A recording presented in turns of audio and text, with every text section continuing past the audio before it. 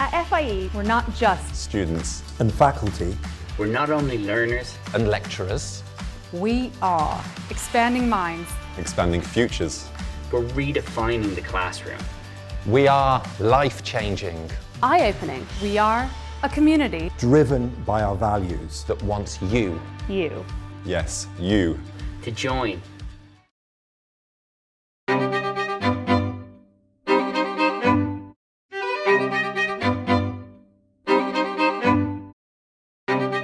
Hello, and welcome to In the Field, a podcast from FIE, where we will be exploring all things study abroad.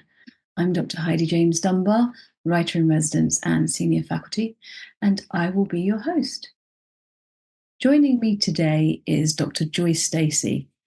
Joy is a collaborative researcher, filmmaker, and consultant with a background in art and photography. She has a PhD from the University of Sussex in feminist media practice research methodologies and has taught media, film, and photography at the University of Sussex for the past 5 years.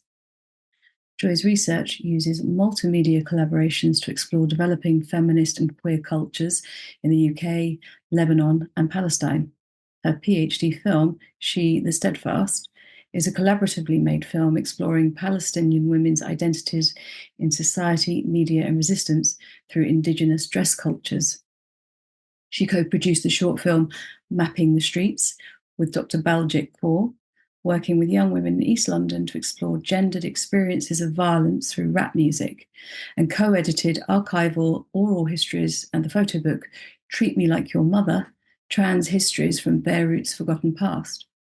Previously, she edited the second edition of Cold Cuts magazine, curated screenings at Beirut Art Centre, produced Queer Narratives Beirut podcast, and curated a group exhibition at P21 Gallery in London.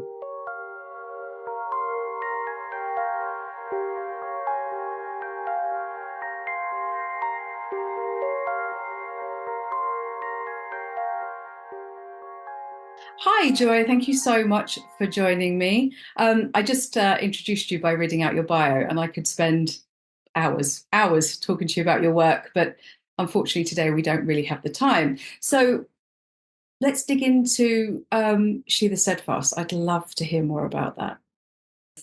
Thank you, Heidi. Okay, so She the Steadfast is a film I made during my PhD. And it was a film made in collaboration with young women living in the West Bank. And the question that I posed to them is, what is your connection to Indigenous dress? So Palestinian dress is the embroidery is very rich. It's very specific to location. It tells women's stories. And it's something that's kind of like a lot of older forms of dress has faded out with time. People don't wear it like they used to. But it still seems something that's really part of their heritage, part of their identity. So the film, I worked with the women in the film, 5 different women, to create theatre collaborations based on their idea of this relationship with this item of clothing that really reminds them of their grandmothers. It reminds them of farming communities that they're descended from.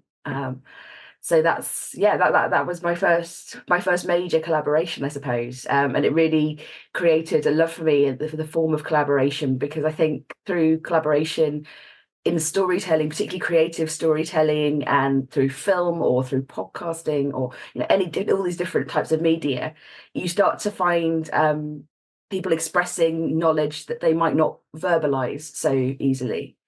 It's a way of accessing ideas and ways of thinking that people don't necessarily think to say, because they might not see it as being valid. They might not see it as being that important, but actually it really draws out all those rich ways of perceiving the world and perceiving our relationships with one another. Do you think it's because collaboration is a conversation? Is it as opposed to standing someone up and having them lecture? So it feels more like, well, we're just chatting, there's less risk. And so you're pulling those interconnections and finding those sorts of webs of being, if you like. Yeah, absolutely. It's much more personal, isn't it? It's a very different way of approaching things. I think I've done a lot of interview-based research over the years, and interviews are wonderful in the fact that you can be very specific, right? You can find, you can ask very direct questions and try and locate your findings very quickly. But when you start to sort of hand over creative control to the people that you're working with, and you lose that control yourself as a researcher, and it's quite a jarring thing to do initially. It's quite a nerve-wracking thing to say, I'm going to give you this freedom to do whatever you want, and I'm going to have to respond to that. I'm going to have to find a way to work with you based on your knowledge, not on mine.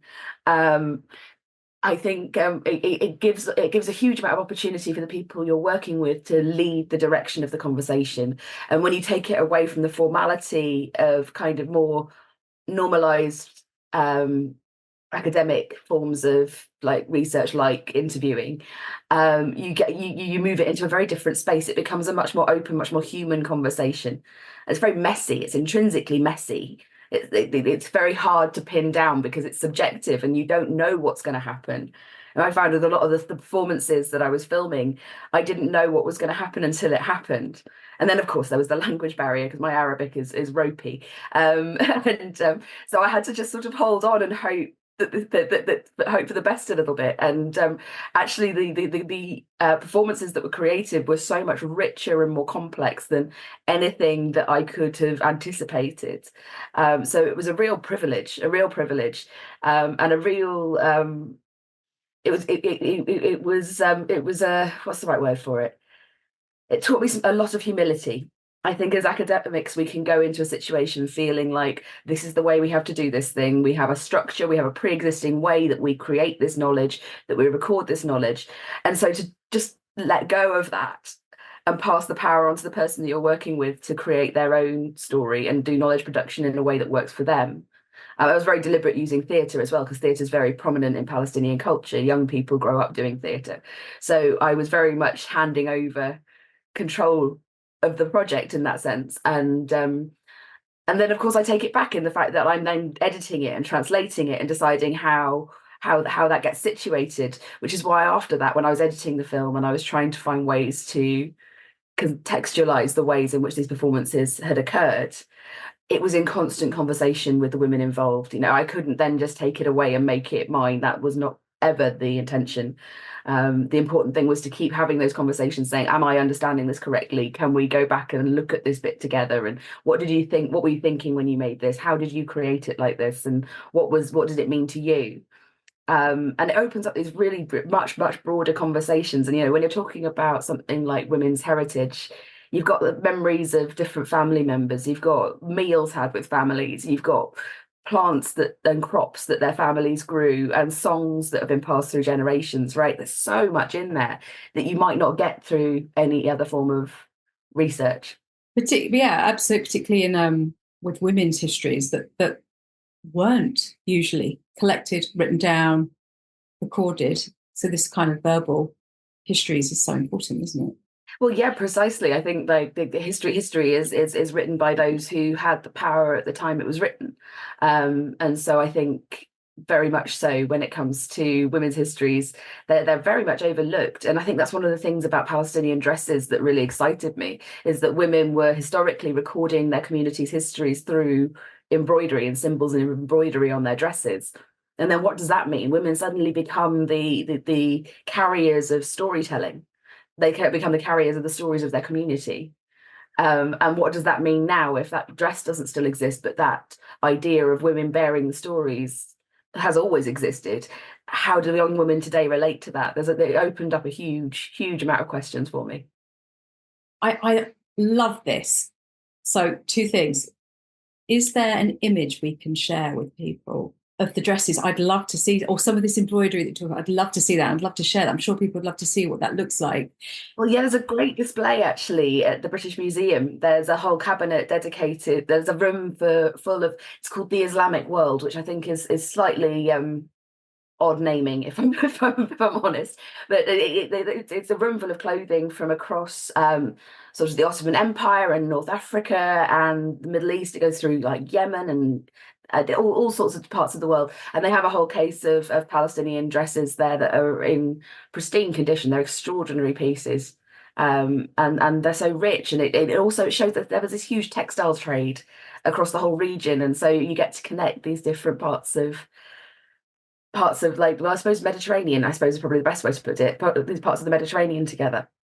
Yeah, brilliant. Thank you. I will search for that. And this is going to sound like such a rudimentary question, but what inspired you to find these dresses? What was the route in to this film? Oh, okay. Thank you. Good question. Really quite specific and subjective. So when I was an undergrad, I was studying photography, and I wanted to be a photojournalist. Um, and that's how I first visited the West Bank. And I learned very quickly, I had two issues, I suppose, with it. Firstly, whatever photograph I took, I, if I was to sell it, if I was to use it in media, then the caption that would go with it would be in my language, in my words. And I was so new to what I was seeing, and people were trusting me to represent their lives and their situations that they were living in. And I felt like it was thoroughly unethical for me to be putting words to that because I didn't understand well enough. I could come back with the best photographs I have ever taken, but it didn't mean that anybody like that I really understood what was happening in it. So this question about what does it mean to use an image to represent somebody really was playing on my mind. And I found a cultural festival in Bethlehem, where they were using advertising with this dress. There were people on the advertising posters, and I just thought this is really unusual. I'd not seen images of these dresses before, but also the contemporary population of Bethlehem, they mostly wear jeans. So it was very interesting visual language to me, and I was like, well, if that's how people are choosing to represent themselves, advertising to an international audience to visit Bethlehem for a cultural festival, then what does it mean to be represented like that? What does this dress actually mean? And I just kind of went down a rabbit hole there. Yeah, and it all started with a question of the ethics of what does it mean to represent other people. And the answer, I think, for me has always been start with how people want to represent themselves. Brilliant. I love that. I love when you speak to other writers, academics, thinkers, artists, how did you get there? And it always starts with this question or an uncertainty, and then that Alice dive into the rabbit hole and finding all sorts of treasures and magic and other questions and other new answers, and so exciting. Absolutely. And also I should emphasize friendships as well. I think that's a really important part of it for me. It has always been building work around people that have offered me friendship and are comfortable to talk to me before I get to the point of creating research. Because I think approaching somebody just purely as a researcher immediately puts up boundaries, but also how wonderful to work with your friends. So how do you bring all of this extraordinary wealth of experience and knowledge into your classroom, into your teaching practice? Oh, that's a fantastic question. I mean, conversation and collaboration are obviously at the centre of what I do, and because I teach media and cultural studies and visual cultures, there's so many overlaps. Because once you start to sort of critically engage with any cultural or visual phenomena, it's so transferable. And it's so exciting how far you can go with it. When it comes to teaching, I'm very, very keen on a conversational classroom. I'm very keen on working with the knowledge that students have. If they have particular interests, like we need to be using that as a basis to run our lessons and to go into a deeper dive, really. And also in terms of how you explain the way that history forms our present culture, I think it's something that I've sort of learned implicitly. It was not something I necessarily understood that was going to become so fundamental to the way I see the world. But I think particularly in teaching British culture, we have such a particular idea of our history. We've got, and it's so much part of our identity in a way. I think, certainly compared to America, it's a very, very different cultural structure, right? We've got this very strong idea of having been in this same space for a very, very long time, and the different forms of power that have existed through that time have shaped the way that we understand the world. And so one of the things I did this semester was I started it off by taking my students to the ruins of a Roman temple. Because that was when London was founded. The Romans founded London. And so it was the oldest. I just sort of thought, what's the oldest thing I can show them? Because we need to understand the depth of this history in order to understand, some of the founders of contemporary Britain would be people like Henry VIII, who weren't around until 1500 years later. So it's a huge amount of time. and keeping those conversations open. Field trips are so important. FIE are wonderful for that, because it gives you the opportunity to have those much more open and personal conversations. And breaking, lectures are so valuable in terms of the content that they give, but having opportunities for real conversations with students about their perception of what they're seeing and having those very kind of open dialogues fundamentally changes the way people learn. Brilliant, thank you. And I wondered if you might share your city secret with us, please. Oh, my city secret. I think that would be Gordon's Wine Bar in Embankment. It's wonderful. They all used to have the really, really wonderful. So it's where all the people that used to work on the boats and on the shipping on the Thames used to go. And it's these wonderful underground caverns with the best cheese boards that you're going to get in that part of London. And they've got these wonderful, it's brilliant for media as well, because they've got all these wonderful framed copies of the Telegraph all over the walls, with the Queen's coronation, so you can trace through all this history while you're having some wonderful cheese in these bizarre kind of arched cave ceilings. It's fabulous. It's absolutely fabulous, and because it's history, but you can just wander in. And it's all lit by candlelight, and like the ceilings are really low, and it's all black and sooty, and yeah, it feels completely timeless. Brilliant. I love that. I know it actually, and it is marvelous. So we'll put the link to that up on the podcast notes. So brilliant. Thank you so much for joining me, Joy. And I hope you enjoy this rainy. Is it rainy where you're? Rainy summer day. It is. I live in Brighton, and it's soggy. Yes. Classic English summer. Yes. Thank you very much, Heidi. Thank you. Thank you for listening. We hope you enjoyed our podcast. FIE provides life-changing study abroad experiences in the UK, Ireland and Spain. As a non-profit educational organisation, we are passionately invested in making a difference for our students as the future global leaders of tomorrow and the field of international education as a whole. The FIE podcast is a creative and academic space for exploring everything, people, the places and opportunities that make your experience so valuable and exciting.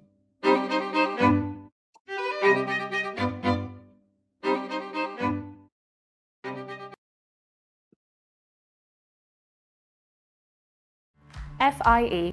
We're here to help you Unlock a wider brighter future.